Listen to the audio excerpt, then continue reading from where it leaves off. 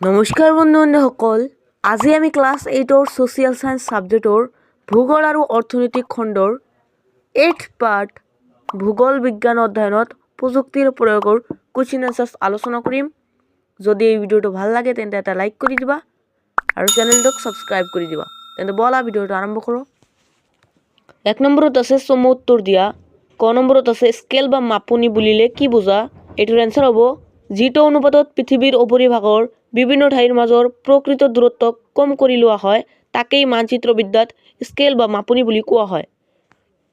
তাৰপিছত খ নম্বৰত আছে ভৌগোলিক তথ্য ব্যৱস্থা বুলিলে কি বুজা?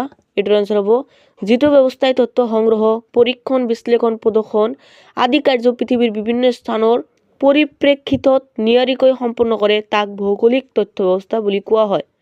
2 নম্বৰত আছে শুদ্ধ উত্তৰটোত ৰাইট চিন দিয়া। ক নম্বৰত আছে দ্ৰাঘিমাংশ আৰু অক্ষাংশৰ ভিত্তিত প্ৰথমতে মানচিত্ৰ অংকন কৰিছিল। 1 নম্বৰত দিছে ইৰাটোস্থেনিছে, 2 নম্বৰত দিছে টলেমিয়ে, 3 নম্বৰত দিছে কাৰ্ল ৰিটাৰে। এটাৰ আনসাৰ হ'ব টলেমিয়ে।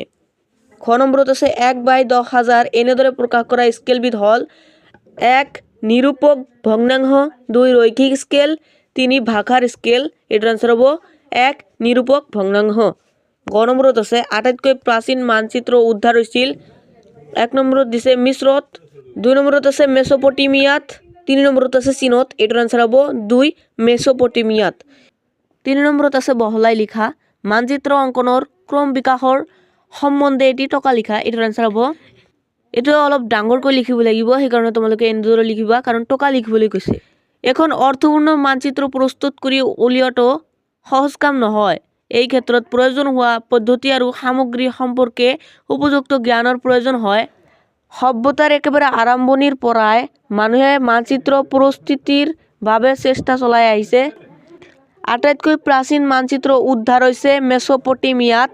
এই মানচিত্ৰ টেৰাকোটা ফলকত অংকিত কৰা হৈছিল। খ্ৰীষ্টপূৰ্ব 2য় শতিকাত চীন দেশত স্কেলৰ ধাৰণাৰে মানচিত্ৰ অংকন কৰাৰ প্ৰমাণ পোৱা গৈছে। তেওঁলোকে পাটৰ কাপোৰত পৰ্বত, পাহাৰ, নদ-নদী, ৰাস্তা-ঘাট আদি দেখুৱাই মানচিত্ৰ অংকন কৰিছিল। প্ৰাচীন যুগৰ পণ্ডিতসকলৰ ভিতৰত টলেমিয়ে খ্ৰীষ্টপূৰ্ব 90ৰ পৰা 168 মানচিত্ৰ অংকনৰ ক্ষেত্ৰত বিশেষ দক্ষতা দেখুৱাইছিল। দ্ৰাঘিমাংশ আৰু অক্ষাংশৰ সহায়ত তেওঁ ঠাইৰ অৱস্থান নিৰ্ণয় কৰিবলৈ চেষ্টা কৰিছিল। তাৰ পাছত কলম্বাছ, ভাস্কো দা গামা আদি অভিযাত্ৰীসকলে পৃথিৱীৰ বিভিন্ন ঠাই আৱিষ্কাৰ কৰি পৃথিৱী সম্পৰ্কে মানুহৰ জ্ঞান বঢ়ায়।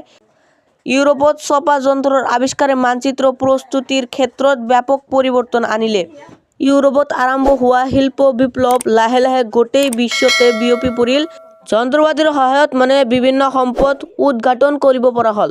তাৰপিছত 4 নম্বৰত আছে ভূগোল অধ্যয়নত কি কি প্ৰযুক্তি ব্যৱহাৰ কৰা হয় লিখা। এটাৰ আনসাৰ হ'ব দূৰ সংবেদন। কোনো এটা বস্তু বা পদাৰ্থক স্পৰ্শ নকৰাকৈ আঁতৰৰ পৰাই নিৰীক্ষণ কৰি বা জোখ মাখ লৈ প্ৰয়োজনীয় তথ্য আহৰণ কৰিব পৰা প্ৰযুক্তি কৌশলকে দূৰ সংবেদন বোলা হয়। দূৰ সংবেদন প্ৰক্ৰিয়াত ভূপৃষ্ঠৰ বিষয়ে জানিবৰ বাবে বিভিন্ন প্ৰকাৰৰ সংবেদক ব্যৱহাৰ কৰা হয়।